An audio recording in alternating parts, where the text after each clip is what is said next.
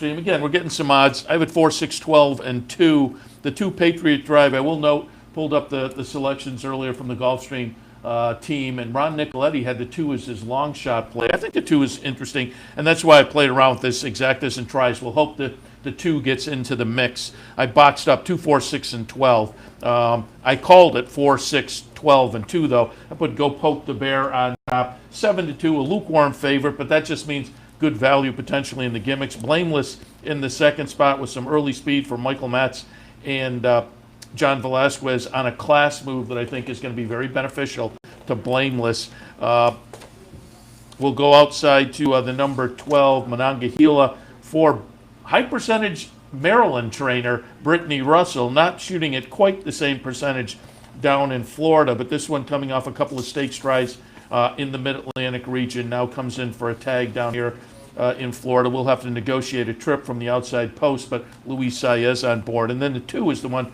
we're hoping to pull into the mix. 4, 6, 12, and 2 for me in the finale at Gulfstream. Yeah, a little bit different angle for me. 7, 4, 6, and 9. I thought Artemis Bridge was interesting. Going to get Jose Ortiz aboard. This horse is coming off a little bit of a freshening last time out down at Gulfstream. Dropped in for a tag at the $50,000 level and finished an even 5th that day. Now a slight drop again in here. And that's what you're going to see from a lot of these horses in here. They're dropping into this softer spot. So we'll see with the 7, who currently is getting a little play at 8-1. I'll use as my top choice. The 4 underneath, Go Poke the Bear, is your top choice. Makes a lot of sense in here. Another one dropping out of a solid effort. I think fits nicely in here. Is going to need a little bit of pace. Likes to come from far out of it. So the faster the pace, the better for Go Poke the Bear. And then the 6 in the 3rd spot, Blameless, another one you got in the mix. Looks to be one of the main speeds in here. And there are a lot of horses wanting to come from the back. So if there does seem to be no live pace up front, Blameless could be the beneficiary in this spot. And then as far as long shots goes, you like the 2 Patriot Drive. I thought Willing to Speed is a horse I've always liked as far as underneath in tries and supers. Willing to Speed, not a win machine, 3 for 26 lifetime.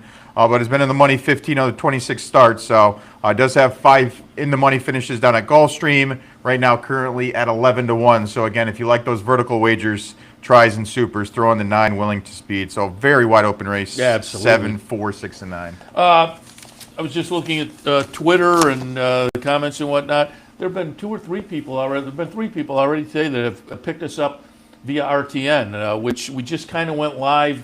Roku, you can watch us there now via RTN. We're one of their channels now, essentially. And I was kind of surprised that, as I say, I already seen 3 people comment on Twitter that they've logged on. So welcome. Happy to have you on board and watching us, and let us know what you think and any ideas or whatnot. But yeah, and John Signor, our Capital OTB president, going to sit in with me at the beginning of the show tomorrow on Racing Across America to talk a little bit about that, a new edition, a new venue to watch it. Yeah, I mean, I'm not going to say anything other, because obviously if the boss is coming to talk about it, I'm not going to say anything. Don't steal his thunder. Exactly, I'm not going to steal his thunder, but it was a nice addition.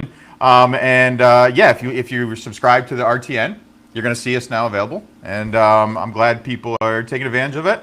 I mean, we have a lot of content, in the mornings, in the afternoon, so glad that everybody's enjoying it so far. Yeah, we're here Wednesday through Sunday in the afternoon with OTB Live, and Saturday and Sunday mornings handicapping and Racing Across America with interviews and whatnot. And of course, up at Saratoga, I think that's when people will really dig in, when we're live on the Yeah, we're loaded, because we have shows every day, 5 days a week. Obviously, when Saratoga's running.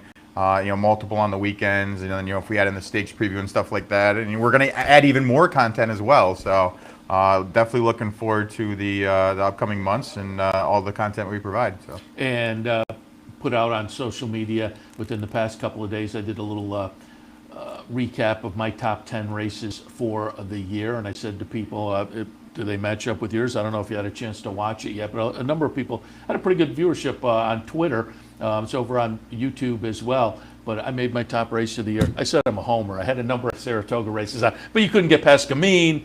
That certainly deserved to be included.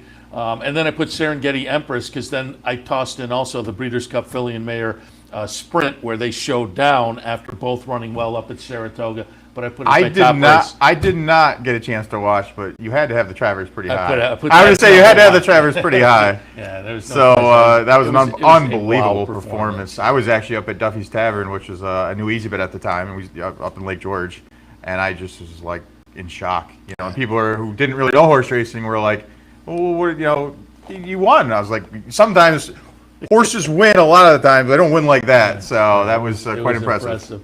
All right, looks like, I was going to say they're off at San Diego. That's actually a replay, but they're getting closer at Gulfstream. And again, we have a bankroll play there using the 2, 4, 6, and 12, exacta box, tri box as well. I'm rooting for something to happen here because, man, I am treading water with these bankrolls. Yeah, I can't believe it. It's been tough because it just seems like there's one horse that gets in the first, second, fourth in tries, first and third in exactas. You have pick plays. There's one horse you got to beat, and he ends up beating you. So it's tough. But we still have more money to play with, so we'll take advantage of it. We are still nighttime thoroughbred tonight. Definitely want to promote that again with Turfway, which is going to get underway here soon. Obviously, the remainder of Santa Anita's card. We'll have Low-Sal quarter horse racing, Australia, Japan. So take advantage of all that tonight, and then also NFL football Sunday tomorrow. Last week of the season, a lot of different playoff scenarios going on. So stop down to the clubhouse, 7-Eleven Central. I said this morning on. Your team's definitely not in it. Your team's No, as far away from the playoffs as possible. I am rooting for them to beat the Patriots, just because the dreaded Patriots, and so it means absolutely nothing. But I'm a Giants fan. We have a shot. It's sort of like one of those you have to beat the team you're playing and then watch a game later. It's incredible they have a shot, but they do. I know. It's a rough division, but someone's got to win. So. Well put. All right, we'll head back to racing and root you on. Good luck to everybody. Stay tuned. We'll be back.